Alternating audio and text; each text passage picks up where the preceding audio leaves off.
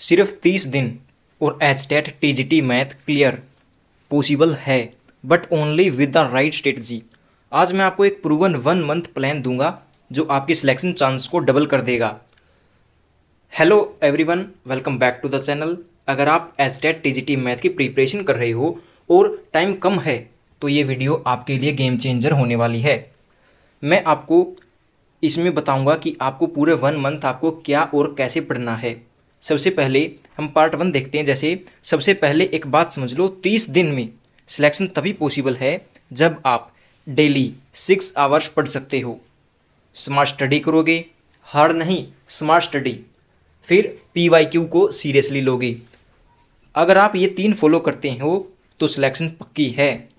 तो हम पूरे 1 मंथ को 4 वीक्स में डिवाइड करते हैं और आइए देखते हैं हमें क्या क्या पढ़ना है। सबसे पहले वीक फर्स्ट में हमें क्या पढ़ना है, इसमें करेंगे हम फाउंडेशन प्लस इंपॉर्टेंट टॉपिक्स। इसमें क्या होगा, नंबर 1 है नंबर सिस्टम।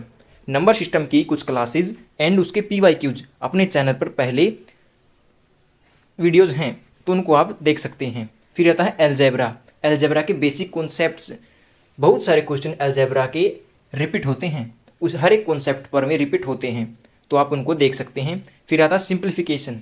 सिंप्लीफिकेशन आसान तभी लगेगा जब आपकी कैलकुलेशन स्ट्रॉन्ग होगी।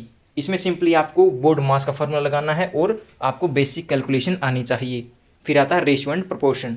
इन सभी टॉपिक्स पर फोकस रहेगा, concept clarity plus short notes. आपको इनके साथ साथ शॉर्ट नोट्स भी बनाने हैं जिससे आपको पेपर टाइम में रिविजन करने में आसानी होगी। फिर चलते हैं हम वीक सेकंड पर। हमें क्या पढ़ना है, कोर मैथमेटिक्स। कोर मैथमेटिक्स में क्या होगा, जियोमेट्री, मेंसुरेशन एंड ट्रिग्नोमेट्री। इन सभी में फोकस क्या रहेगा, इनके फॉर्मूलाज और इनके पीवाईक्यूज।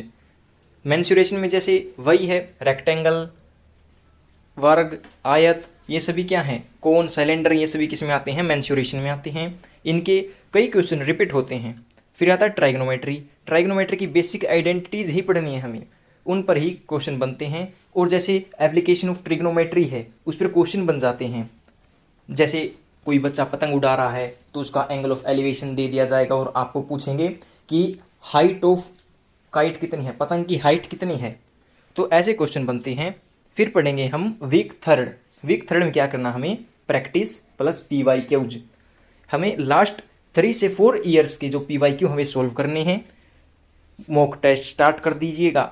वीक थर्ड में आपको मॉक टेस्ट स्टार्ट करने हैं, लेकिन अल्टरनेट डेज में, एक दिन छोड़कर एक दिन ही आपको मॉक टेस्ट लगाने हैं।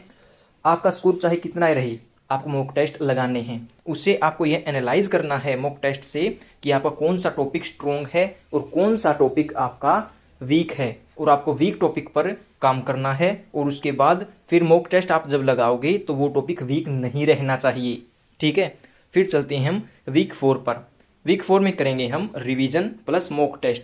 जो आपने शॉर्ट नोट्स बनाए हैं उनसे आप क्या करोगे, रिवीजन करोगे, और आपको वीक 4 में फुल लेंथ वाले मॉक टेस्ट लगाने हैं जिससे आपको टाइम मैनेजमेंट भी होगा और आपके जो वीक टॉपिक्स हैं उनको भी रिवाइज करना है। जो स्ट्रॉन्ग है उनको कम टाइम में और जो वीक हैं उनको आपको ज़्यादा समय देना होगा। फिर आपको जो फॉर्मूला है, फॉर्मूला को भी रिवीजन करना है क्योंकि फॉर्मूले भी हम कई बार भूल जाते हैं, इसलिए हमें फॉर्मूले को रिवीजन करना होगा जिससे आपका एग्जाम माइंडसेट बिल्ड हो जाएगा। और आपको डेली रूटीन ऐसा होना चाहिए कि जिससे आप डेली पढ़ सकें। ये मैटर नहीं करता कि आप कौन से 3 घंटे कौन से 4 घंटे पढ़ते हैं, ये मैटर करता है कि आपने 3 घंटे या 4 घंटे पढ़ाई की है या नहीं। आपको डेली रूटीन बनाना है कि आपको 3 घंटे पढ़ना ही है।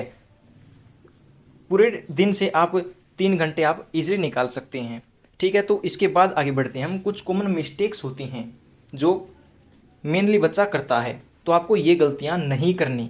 जैसे कुछ बच्चे सिर्फ थ्योरी पढ़ते हैं, प्रैक्टिस नहीं करते।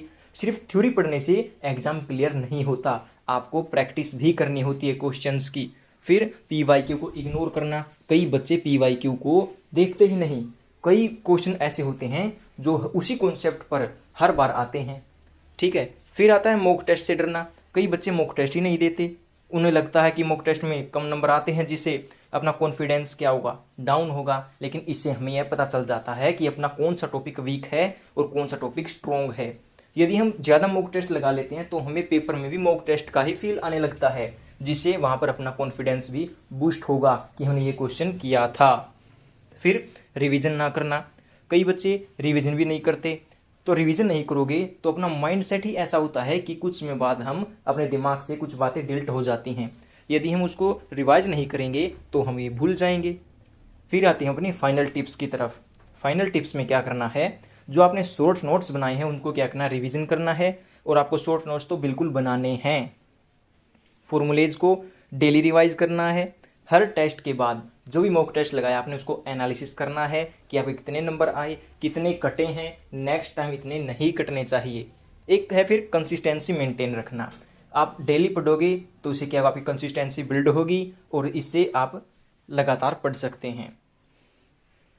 अगर आप ये 30 डेज स्ट्रेटजी फॉलो करते हो तो एचटेट टीजीटी मैथ क्रैक करना मुश्किल नहीं है। वीडियो हेल्पफुल लगी हो तो लाइक करो, शेयर करो और चैनल को सब्सक्राइब जरूर करो और कमेंट करो 30 डे चैलेंज एक्सेप्टेड।